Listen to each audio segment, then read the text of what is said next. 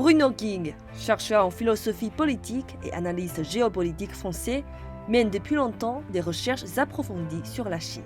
Il rédige souvent des commentaires qui contredisent les propos des pays occidentaux sur Hong Kong, le Xinjiang et les droits de l'homme.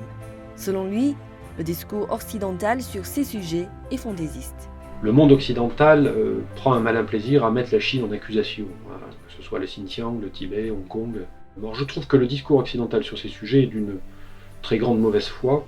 Il s'appuie souvent sur des témoignages qui sont douteux, sur des sources prétendument sérieuses mais qui en réalité sont totalement fantaisistes, sur les travaux de chercheurs dont le profil a été déjà bien identifié comme des gens qui en fait travaillent pour des organisations diverses mais qui dépendent toutes plus ou moins de Washington et de ses intérêts.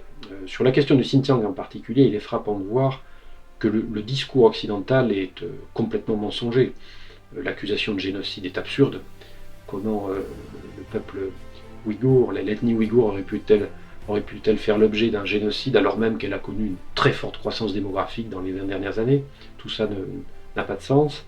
Le discours occidental, d'une manière générale, ne retient que les sources d'information qui accréditent le mythe de la répression exercée contre les Ouïghours, qui calomnie la Chine en fait, parce que c'est de ce niveau-là, il faut parler de calomnie à l'égard de la Chine, alors même que la Chine est un pays qui s'emploie au contraire à faire en sorte que toutes les ethnies, y compris bien sûr l'ethnie ouïghour, puissent bénéficier du développement spectaculaire du pays engagé depuis 1949.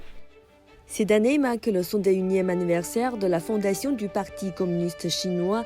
Le 20e congrès national du Parti communiste chinois se tiendra également à Beijing le 16 octobre 2022. En 2020, la Chine a éradiqué la pauvreté absolue. En 2021, elle a atteint son premier objectif centenaire, la construction d'une société de moyenne aisance sur tous les plans. Selon Bruno King, la Chine avance et se développe avec un élément de supériorité sur les systèmes occidentaux. Ce système, le système chinois, permet d'engager des processus de long terme, des processus qui sont des processus de transformation profonde, indépendamment des aléas de la vie politique quotidienne. Et de ce point de vue, je pense que la Chine voit loin quand les Occidentaux ont tendance à privilégier le court terme.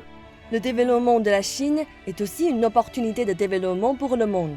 Au 27 mai 2022, la Chine avait signé plus de 200 documents de coopération avec 150 pays et 32 organisations internationales dans le cadre de l'initiative La ceinture et la route.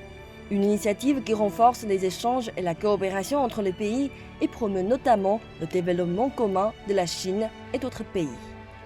Et à mon avis, l'explication du succès de la Chine dans l'influence qu'elle exerce, dans la coopération, le partenariat qu'elle a réussi à nouer avec de très nombreux pays, c'est la manière dont elle s'y prend. C'est l'ensemble des règles qui régissent le gagnant-gagnant. C'est-à-dire, nous coopérons parce que nous avons des intérêts communs, mais nous, les Chinois, nous n'intervenons pas dans vos affaires. Je crois que c'est le respect scrupuleux par la Chine de la souveraineté des États partenaires qui est la principale cause du succès de l'opération Une ceinture, une route.